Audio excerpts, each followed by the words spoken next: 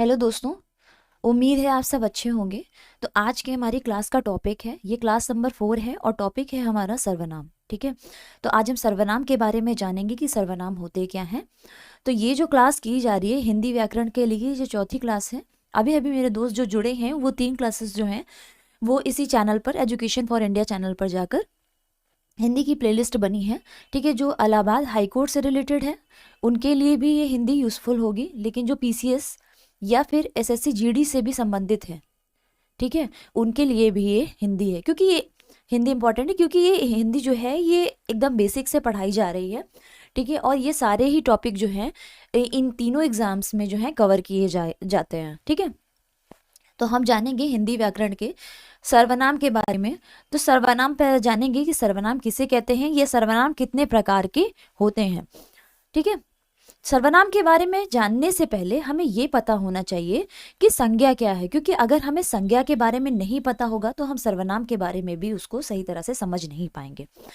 तो जो दोस्त मेरे अभी जुड़े हैं, ठीक है, उनको मैं ये बता दूं कि संज्ञा की क्लास ऑलरेडी हो चुकी है। तो डिटेल में अगर आपको जानना है तो संज्ञा की क्लास आपको वहां मिल जाएगी। ठीक है, एक छोटे इंट्रोडक्शन के साथ, यानी एक छोटे से परिचय के साथ हम जानेंगे कि संज्ञा होती क्या है। संज्ञा कहते हैं, बचपन से हम पढ़ते आ रहे हैं कि किसी व्यक्ति वस्तु अथवा किसी स्थान के नाम को क्या कहते हैं, संज्ञा कहते हैं। संज्ञा को एक तरह से हम ये भी कह सकते हैं कि क्या कहते हैं, इसको नाम कहते हैं, है ना। किसी भी व्यक्ति का नाम या वस्तु का नाम या फिर किसी स्थान का नाम क्या होता है, वो हमारी संज्ञा होती है। लेकिन जब हम संज्ञा का प्रयोग एक से अधिक बार करते हैं, यदि हम किसी व्यक्ति का परिचय दे रहे हैं, ठीक है, हर बार उस व्यक्ति का नाम लेते हुए परिचय हमें देने की जरूरत ना पड़े, इसलिए हम किसका प्रयोग करते हैं, उसकी जगह पे सर्वनाम का प्रयोग करते हैं।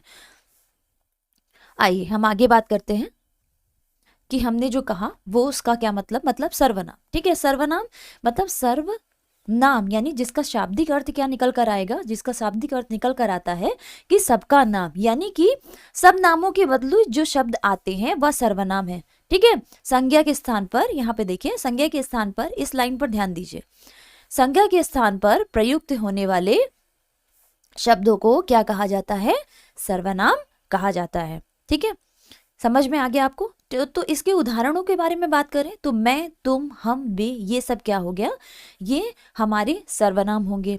मैंने जैसा बताया आपको कि किसी भी व्यक्ति, वस्तु अथवा स्थान, ठीक है, उसके बारे में जब हम परिचय देना शुरू करते हैं या फिर उसके बारे में एक रफ्तार से बात चलती है, तो हर बार तो उसका नाम नहीं लिया जा सकता, और उस नाम की ही पुनरुक्ति को दूर करने के लिए, पुनरुक्ति मतलब बार बार उस नाम को दोहराने के स्थान पर हम किसका इस्तेमाल करते हैं, हम किसको यूज करते हैं, वो होता है, वो उसको सर्वनाम कहा जाता है। ठीक है, यहाँ एक उदाहरण से हम समझ सकते हैं कि राम ने कहा कि वह बाजार जा रहा है। वह बाजार जा रहा है मतलब ये वह क्या हो गया, ये वह हो गया हमारा, ये वह हमारा हो जाएगा सर्वनाम। ठीक है, तो वह, ये राम के स्थान पर ही इसका इस्तेमाल जो है किया गया है। ठीक है, यहाँ पे किसी और की बात नहीं, यहाँ राम की बात हो रही है।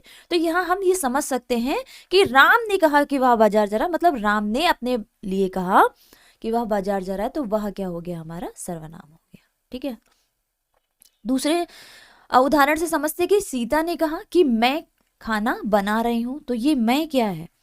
ठीक है, अब मैं, अगर हम इस तरह से कहें कि सीता ने कहा कि सीता खाना बना रही है, तो ये जो वाक्य है ये सही नहीं लगता, हालांकि गलत नहीं है ये वाक्य। ठीक है, ये गलत में नहीं आएगा, लेकिन जो हमारे वाक्य है इसकी सुंदरता को खराब ये करता है। ठीक है, तो इसकी सुंदरता को और अधिक बढ़ाने के लिए सर्वनाम का प्रयोग किया जाता है। ठीक है, तो सीता ने कहा कि मैं खाना बना रही हूं, तो मैं जो है ये सर्वनाम हो गया, जिसके इस्तेमाल से इस जो वाक्य की है सुंदरता बढ़ जाती है। ठीक है,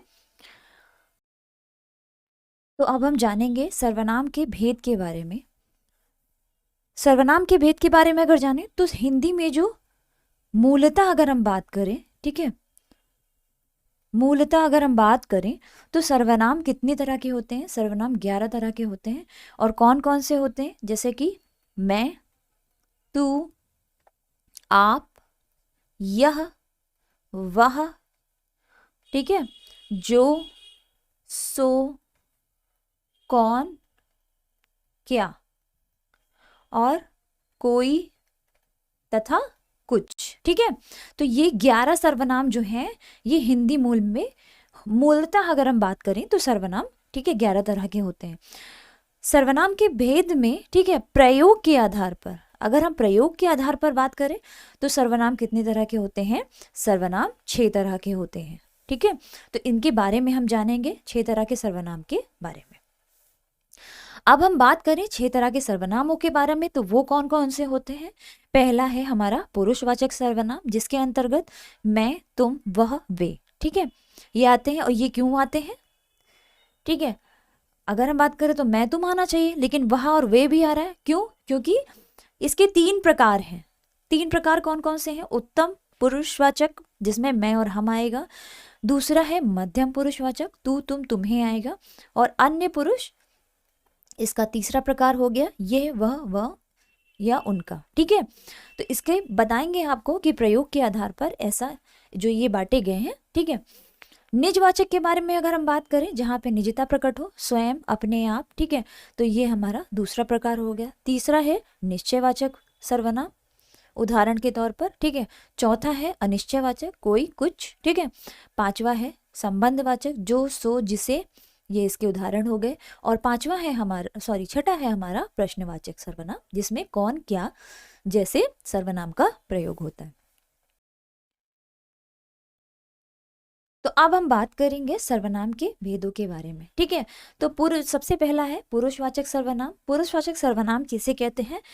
ये सर्वनाम जो होते हैं पुरुषवाचक सर्वनाम, ठीक है, इनका जो प्रयोग होता है वो बात कहने वाले, ठीक है, बात कहने वाले या फिर बात बोलने वाले अपने लिए करते हैं। ठीक है, ये होता है पुरुषवाचक सर्वनाम। परिभाषा में अगर हम बात करें तो पुरुषवाचक सर्वनाम पुरुषों के नाम के बदले आते हैं और इनमें जो है स्त्री और पुरुष दोनों का ही बोध होता है। उदाहरण के तौर पर मैं, हम, तू, आप, ये क्या हो गए? पुरुषवाचक सर्वनाम के उदाहरण हो गए। पुरुषवाचक सर्वनाम कितने प्रकार के होते हैं? ये 3 प्रकार के होते हैं। कौन कौन से?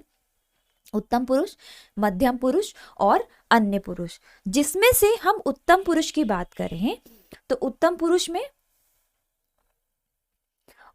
में आएगा कि जो बोलने वाला व्यक्ति होता है, ठीक है, जो बोलता है या जो बोलने वाले व्यक्ति हैं ये अपने लिए करें। ठीक है, तो ये उत्तम पुरुष के अंतर्गत आएगा।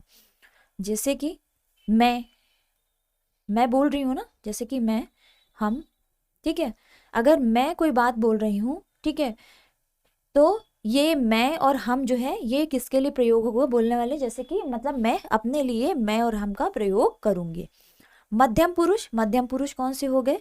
मध्यम पुरुष के अंतर्गत बात सुनने वालों के लिए, ठीक है, बात जो सुनते हैं, तो सुनने वाले व्यक्ति अपने लिए जिसका प्रयोग करते हैं, ठीक है, सुनने वाले व्यक्ति के लिए जिस सर्वनाम का प्रयोग होता है वो कौन सा सर्वनाम होता है? वो सर्वनाम होता है मध्यम पुरुष। जैसे कि आप कोई बात सुन रहे हैं तो आपके लिए कौन सा सर्वनाम? आप मेरी बात सुन रहे हैं तो इसके लिए कौन सा सर्वनाम होगा? तुम। ठीक है, और अगर मैं आदर पूर्वक की बात करूं, अगर आदर पूर्वक सर्वनाम में मध्यम पुरुष के अंतर्गत क्या आएगा? आप। ठीक है, तो जब आदर पूर्वक सर्वनाम मतलब मध्यम पुरुष के अंतर्गत जब किसी को आदर देना होता है तो वहां पर ये आप की तरह प्रयोग होता है। और जबकि और क्या होते हैं? तू, तुम। ठीक है, ये इसके उदाहरण हो गए। अन्य पुरुष की बात करें, अन्य पुरुष में जब कोई अन्य व्यक्ति के लिए, ठीक है, जिस सर्वनाम का प्रयोग होता है किसी अन्य व्यक्ति के लिए, तो वहां पे कौन सा सर्वनाम हो जाएगा? अन्य पुरुष हो जाएगा। और इसके उदाहरण क्या हो सकते हैं? इसके उदाहरण होंगे वे, वह। ठीक है, चलिए अगले की तरफ बढ़ते हैं। तो अगला हमारा है निश्चयवाचक सर्वनाम। निश्चयवाचक सर्वनाम के अंतर्गत अगर हम आए तो इसमें क्या होगा कि जो सर्वनाम किसी व्यक्ति, वस्तु आदि की ओर निश्चय, ठीक है, निश्चय पूर्वक संकेत करे, वो क्या होते हैं? वो निश्चयवाचक सर्वनाम होते हैं।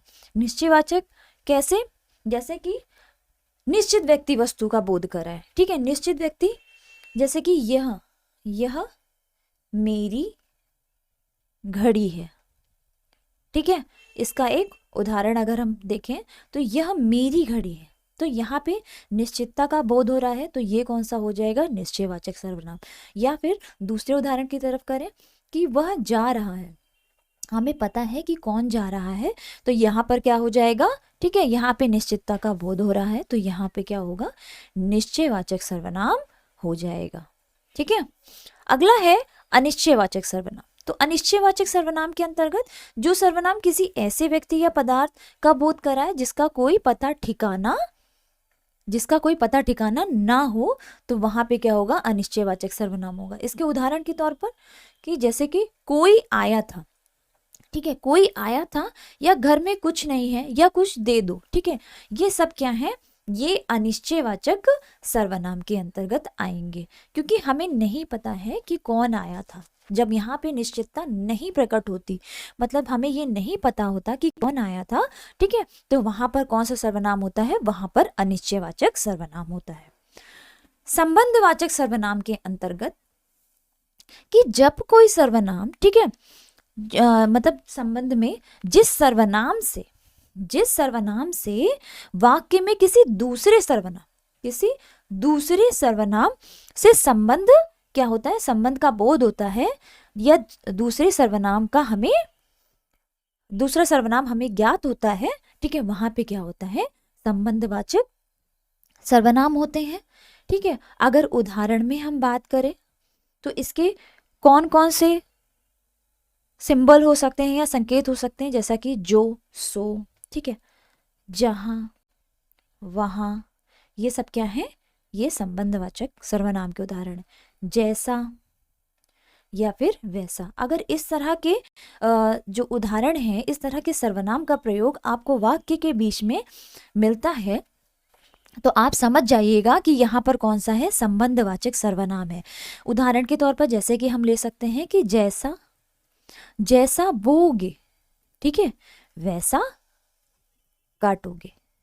ठीक है, ये भी हम कह सकते हैं कि जब कोई जो यहाँ पे दो वाक्य हैं, है ना, यहाँ पे आपको दो वाक्य दिख रहे होंगे, तो जब पहला वाक्य दूसरे वाक्य पर एक तरह से आश्रित हो, ठीक है, तो वहां पर कौन सा सर्वनाम हो जाएगा, वहां पर संबंधवाचक सर्वनाम हो जाएगा।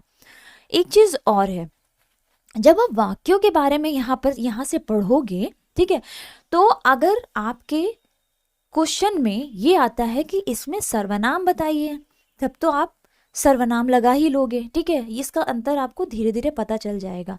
इसी तरह से आश्रित जो उदाहरण है आपको वाक्यों के प्रकार में भी मिलेगा। वाक्य 3 प्रकार के होते हैं ना, तो जो उसमें एक मिश्रित वाक्य होता है, उसमें भी जो पहला जो हमारा वाक्य होता है वो दूसरे वाक्य पर आश्रित होता है, वहां पे कौन सा होता है, मिश्रित वाक्य होता है। जब हम आगे पढ़ाएंगे तो आपको ये सारी क्लियरिटी होती जाएगी और आप समझ जाओगे कि मैं क्या बताने की आपको कोशिश कर रही हूँ। ठीक है, चलिए अब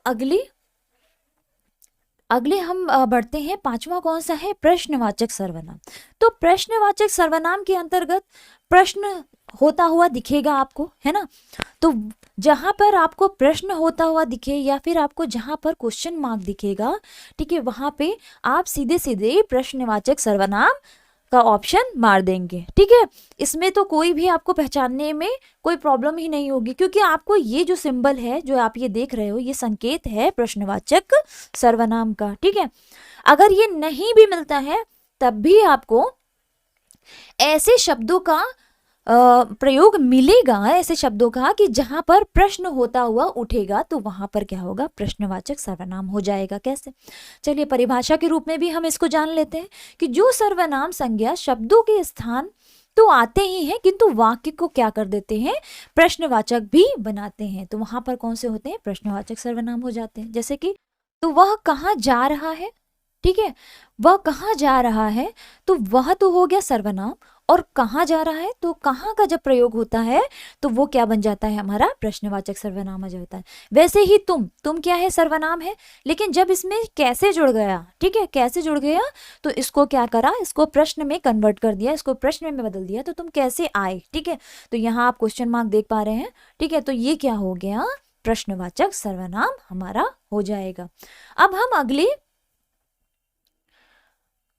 जो छठा है, छठा कौन सा है? निजवाचक सर्वनाम। निजवाचक सर्वनाम के अंतर्गत क्या आता है? निजता का प्रकट होना। ठीक है, जहां अपने लिए आप शब्द या अपना शब्द, ठीक है, या फिर अपने आप शब्द का प्रयोग हो, वहां पर निजवाचक सर्वनाम होता है। उदाहरण के तौर पर हम बात करें तो जैसे कि श्वेता, श्वेता, श्वेता आप ही चली गई, मतलब अपने आप ही चली गई। ठीक है, इस सेंटेंस का मतलब क्या हो जाएगा? श्वेता आप ही चली गई। या इसमें क्या होता है? कर्ता स्वयं के लिए जो प्रयोग करते हैं सर्वनाम, वहां पर निजवाचक सर्वनाम होता है। तो श्वेता आप ही चली गई, तो यहाँ आप क्या हो गया? ये निजवाचक सर्वनाम के अंतर्गत आ गया। ठीक है, एक चीज और है, यहाँ पर ये आदर प्रकट नहीं हो रहा है। ठीक है, ये याद रखिएगा, जहां आदर प्रकट होता है, ठीक है, कि आप खाना खा लीजिए, तो ये क्या हो गया? आदर प्रकट हो रहा है। तो वहां पर क्या था? मध्यम पुरुष था, है ना, तू, तुम या आप, वहां मध्यम पुरुष था। लेकिन यहाँ पर अगर आप देख सकते हैं कि श्वेता आप ही चली गई, मतलब यहाँ पर क्या सेंस निकल कर आ रहा है कि श्वेता अपने आप ही चली गई। ठीक है, तो यहाँ पर हमें आदर प्रकट नहीं हो रहा है, इसलिए इसका अंतर करना बहुत जरूरी है, ताकि आप आदर मध्यम पुरुष में जो अंतर्गत आता है उसमें आदर का प्रयोग जो होता है आप के रूप में, ठीक है, उसमें और इस आप में आपको अंतर पता होना चाहिए। तो जहां आदर हो वहां इस आप का प्रयोग होता है, आदर आपको उसमें होता हुआ दिखेगा। ठीक है, यहाँ पर श्वेता के लिए ही ये शब्द यूज हुआ है आप। ठीक है, तो यहाँ क्या हो जाएगा? निजवाचक सर्वनाम हो जाएगा। ठीक है, चलिए अब हम अगले की तरफ बढ़ते हैं और हम बात करते हैं। ठीक है, बात हम करेंगे सर्वनाम की। तो सर्वनाम में अगर हम बात करें, ठीक है, तो वो कितने प्रकार के होते हैं? सर्वनाम होते हैं हमारे 6 प्रकार के। ठीक है, पहला कौन सा है? पहला है हमारा पुरुषवाचक सर्वनाम। ठीक है, पुरुषवाचक सर्वनाम। आप ये सोच रहे होंगे कि मैंने उसको डिलीट क्यों किया? वो मैंने इसलिए डिलीट किया क्योंकि उसमें वो गलत दिया हुआ था। ठीक है, तो पुरुषवाचक सर्वनाम में 3 थे। कौन कौन से थे? उत्तम पुरुष, दूसरा था मध्यम पुरुष, और तीसरा था अन्य पुरुष। ठीक है, ये रिवीजन के तौर पे मैं आपको बता रही हूँ। दूसरा है निश्चयवाचक, जिसमें निश्चितता प्रकट हो, जिस सर्वनाम में वहां निश्चय सर्वनाम होगा। अनिश्चय में कोई कुछ। ठीक है, तो ये क्या हो गए? ये अनिश्चयवाचक सर्वनाम, जहां पे निश्चितता प्रकट ना हो वो अनिश्चयवाचक सर्वनाम कहलाते हैं। इसके अलावा प्रश्नवाचक सर्वनाम के अंतर्गत जहां प्रश्न या क्वेश्चन मार्क जैसा दिखे, ठीक है, और प्रश्न होता हुआ आपको प्रतीत हो, तो वो सर्वनाम प्रश्नवाचक सर्वनाम हो जाएगा। संबंध में जब कोई सर्वनाम दूसरे सर्वनाम से संबंध स्थापित करे, ठीक है, जैसे कि जो, सो, ठीक है, जैसा, वैसा, ये क्या हो गया? संबंधवाचक सर्वनाम। वहीं पे निजवाचक सर्वनाम, जैसे कि आप, ठीक है, अपने आप, ये क्या हो गया? निजवाचक सर्वनाम के अंतर्गत आ गया। ठीक है, चलिए अब हम बात करते हैं क्वेश्चन आंसर्स के बारे में। तो जो करेगा सो भरेगा, आपको ये बताना है कि जो करेगा सो भरेगा, ठीक है, ये जो है, ये रेखांकित शब्द जो है ये क्या है, आपको ये बताना है। क्रिया विशेषण है, संकेतवाचक सर्वनाम है, संबंधवाचक सर्वनाम है, या फिर गुणवाचक सर्वनाम है। तो जैसा कि मैंने आपको बताया था कि जहां पर इस तरह के शब्दों का प्रयोग होता है वहां पर क्या हमें संकेत मिलता है कि यह संबंध को, ठीक है, संबंध की ओर इशारा कर रहा है। तो यहाँ पे उत्तर क्या हो जाएगा? ऑप्शन नंबर सी जो है संबंधवाचक सर्वनाम हो जाएगा। दूसरे क्वेश्चन पे बात आए तो मुझे किस प्रकार का सर्वनाम है? उत्तम पुरुष, मध्यम पुरुष, अन्य पुरुष, या फिर इनमें से कोई नहीं। तो उत्तर हो जाएगा इसका मुझे, मैं, ये सब क्या है? ये उत्तम पुरुष के उदाहरण है। क्वेश्चन नंबर 3 पर अगर हम आए तो मैं अपने आप वस्त्र साफ कर लेता हूं, इस वाक्य में कौन सा सर्वनाम है? आपको ये बताना है कि मैं अपने आप, ठीक है, यहाँ अपने आप की बात हो रही है, ठीक है, तो अपने आप वस्त्र साफ कर लेता हूं, यानी कि यहाँ पे बात हो रही है निजता की। ठीक है, यहाँ पे खुद के बारे में ये बताया जा रहा है कि वह अपने आप वस्त्र जो है साफ कर लेता है, तो यहाँ क्या बात हो रही है, यहाँ निजता प्रकट की जा रही है। ठीक है, तो उत्तर हो जाएगा ऑप्शन नंबर सी। अगले क्वेश्चन की तरफ बढ़ेंगे तो अगला क्वेश्चन है कि आपकी सब राह देख रहे हैं, रेखांकित शब्द कौन सा है। तो यहाँ आपको बताना है कि ये कौन सा होगा, प्रश्नवाचक सर्वनाम होगा कि संबंधवाचक सर्वनाम होगा या निश्चयवाचक सर्वनाम होगा या फिर निजवाचक सर्वनाम होगा। तो यहाँ उत्तर क्या हो जाएगा, उत्तर हो जाएगा ऑप्शन नंबर सी, यहाँ सॉरी ऑप्शन नंबर डी। ठीक है, यहाँ पर उत्तर क्या हो जाएगा, ऑप्शन नंबर डी इसका जो है उत्तर हो जाएगा, यानी कि निजवाचक सर्वनाम की ओर ये इशारा। यानी कि यहाँ क्या बोला है, आपकी राह। ठीक है, आपकी राह, तो यहाँ राह जो है किसकी देखी जा रही है, आपकी राह देखी जा रही है। ठीक है, तो ये क्या हो जाएगा, निश्चयवाचक सर्वनाम। उत्तर हमारा ऑप्शन नंबर डी उत्तर हो जाएगा। चलिए अगला क्वेश्चन है कि कोई आ रहा है, वाक्य में जो है ये कोई किस प्रकार का सर्वनाम है, आपको बताना है कि कोई किस प्रकार का सर्वनाम होगा, अनिश्चयवाचक, निश्चयवाचक, संबंधवाचक या निजवाचक। तो मैंने बताया था कोई या कुछ हो, तो वहां पर आप समझ जाइएगा कि हमें यही नहीं पता है कि कोई, ठीक है, आ रहा है, कौन आ रहा है। ठीक है, यहाँ से क्वेश्चन निकल कर आ रहा है ना कि कौन आ रहा है, मतलब कि हमको नहीं पता कि यहाँ पर कौन है। ठीक है, इसका मतलब क्या हो गया कि निश्चय नहीं है कि यहाँ कौन आ रहा है, तो इसलिए यहाँ पे कौन सा सर्वनाम हो जाएगा, अनिश्चयवाचक सर्वनाम हो जाएगा। ठीक है, अब हम आते हैं कि कौन सा सर्वनाम का भेद नहीं है, हमें बताना है कि कौन सा सर्वनाम का भेद नहीं है। ठीक है, पुरुषवाचक, गुणवाचक, निजवाचक या प्रश्नवाचक। तो उत्तर हो जाएगा ऑप्शन नंबर बी, यानी कि गुणवाचक सर्वनाम जो है ये सर्वनाम का भेद नहीं आएगा। अगला क्वेश्चन है कि यह मकान मेरे भाई का है, रेखांकित शब्द है, संज्ञा है, संकेतवाचक सर्वनाम, विशेषण या विशेषण या क्रिया विशेषण। ठीक है, तो यहाँ पर संकेत देते हुए बोला जा रहा है कि ये जो घर है ना ये किसका है, ये मेरे भाई का है। ठीक है, तो उत्तर क्या हो जाएगा, उत्तर हो जाएगा ऑप्शन नंबर सी, संकेतवाचक सर्वनाम विशेषण होगा। ठीक है, अगला क्वेश्चन है शीला अपने कपड़े स्वयं धोती है।